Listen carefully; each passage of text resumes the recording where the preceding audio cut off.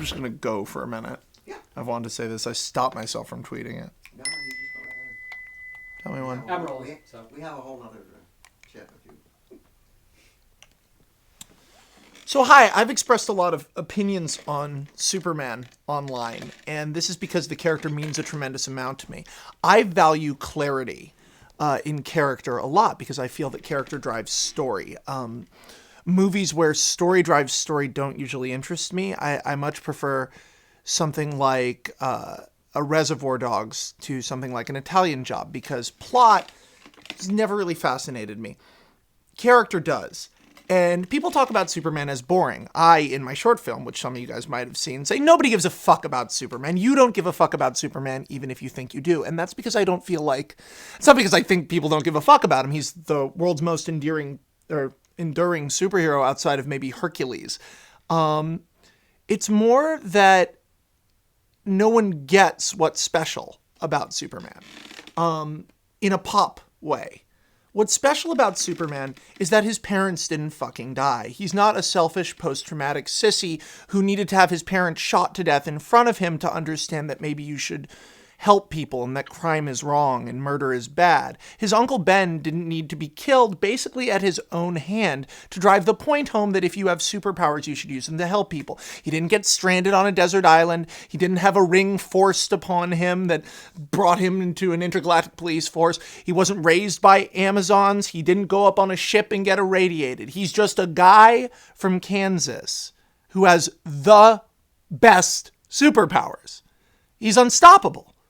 And instead of absolute power corrupting absolutely, absolute power has absolved him from fear and greed and hate and all of the weaknesses that stem from human insecurity. What's special about Superman is that he will always make the right choice.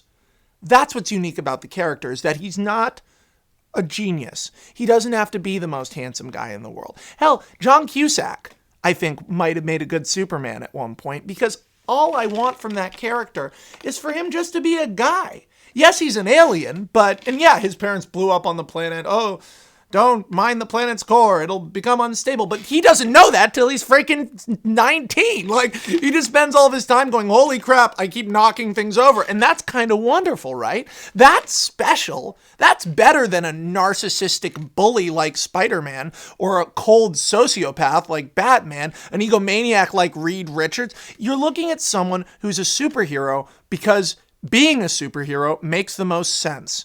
You can either try to save the world or you can take it over. If you're a Kryptonian on Earth, those are your options. And he chooses, why not try to save it? So I saw Man of Steel last night. And I'm in the industry, and I see how movies like that happen. It's very beautiful. In it, Superman, spoiler alert, click pause, spoiler alert, Superman takes part in two of the largest disaster scenes I've ever seen in a movie. And I'm not talking about like, oh, well, what about Day After Tomorrow? What about Independence Day? Those are movies that are based around disaster scenes. I go into a movie like 2012 to see a city be destroyed. You know where a city shouldn't be being destroyed? In the fucking Superman movie. And I kind of loved the way it looked when it was getting destroyed, but Superman shouldn't be allowing that to happen. People get mad because he kills Zod at the end. Again, I said spoilers. He snaps his neck because Lord knows those 4 people in that train station had to be saved after hundreds of thousands of people have died on camera in such direct 9/11 corollaries that I kind of made this face during the movie. Because it was like, wow, they're showing the building fall and the smoke and the people falling out. It was like, wow.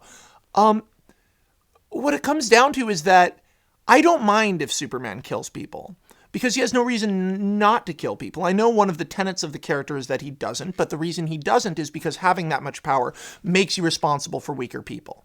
Superman, when he's fighting you, isn't like Batman. He also isn't like Spider-Man, who will bully you and make fun of his villains. Why do you think Spider-Man's villains all hate him so much? Maybe because as he breaks their bones, he's mocking them. Batman's villains are all insane. Superman, when he goes after someone, is essentially not trying to beat them. He's trying to save them from themselves. He doesn't want to have to kill them. He's freaking Superman, so he probably could do it pretty quickly. You think Lex Luthor is going to do much with a gun or in a fist fight to a Kryptonian? His skin is diamond hard. He can move faster than the speed of sound. You're looking at a god that walks amongst men. You're really the Parasite. Oh, I'm shaking in my boots. The Atomic Man. Oh, gosh. How are these guys going to stop Superman? They're not. They're not. They had to create Mr. Mxyzptlk in order to find a character that could effectively fuck with Superman. But when he's fighting someone like Zod, that scenario of him allowing Zod to basically destroy all of Metropolis while he attempts to beat him in a punching contest, and then he's forced to kill him, I have to believe, and comic book fans, you can shit all over me, because I know a lot of people are mad that he killed Zod in the movie. I have to believe that Superman would try to kill Zod almost immediately if the alternative to Zod being dead was 150,000 people dying. You want to know why? Because he's not responsible for Zod. Superman's sense of, not entitlement, but responsibility comes from the fact that he is an adult walking amongst children. Humans can't be as good as he can be. Zod, on the other hand, is another adult. And if one adult in the room says, I'm going to kill all the others, it shouldn't be a city-destroying sequence. It should be two guys fighting in space or on the moon. He should stop him. Watching that city die reminded me of Transformers 3 or like the end of Avengers. Everything ends in the same city-destroying pandemonium terrorist attack from space. Everything gets leveled and all of these people die. And then in the next scene, that guy, it's like, hey, you want to go to a baseball game? No, the teams are all dead. Why are we in this office? I guess what I'm saying isn't so much an opinion on the Man of Steel. It's more about the way superhero movies have become. I wrote a superhero movie. It's called Chronicle. It is ultimately viewed as a superhero movie. I didn't think of it as that. I thought it was a sci-fi dramatic thriller when I was writing it that used tenets of superhero stuff that I love, because I'm not above superhero movies, but it used the stuff that I love to tell a story we hadn't really told outside of Akira and Carrie. At the end of Chronicle, there's a big rampage. Maybe 17 people die. Maybe $20 million of property damage. But you know the two people who are fighting. You know why they're doing what they're doing. And that's Josh Trank being great at directing. That's, and that's Dane and Alex being really good actors. And, I think I did a pretty good job with the script. At the end of Superman, and at the end of a lot of these movies, all I'm seeing is fire and death. And that confuses the living shit out of me, because everybody's going to these movies and they're all making so much money. And at the end, a hero stands tall as all of society has crumbled behind him. That isn't a superhero to me. A guy who stands there after everyone else is dead. That's like a rock star. That's really hot. I don't want to see movies about rock stars. Put the hero back in the superhero movies, because I think super might have taken over. Cut. You don't give a fuck about Superman, even if you think you do. What's special about him?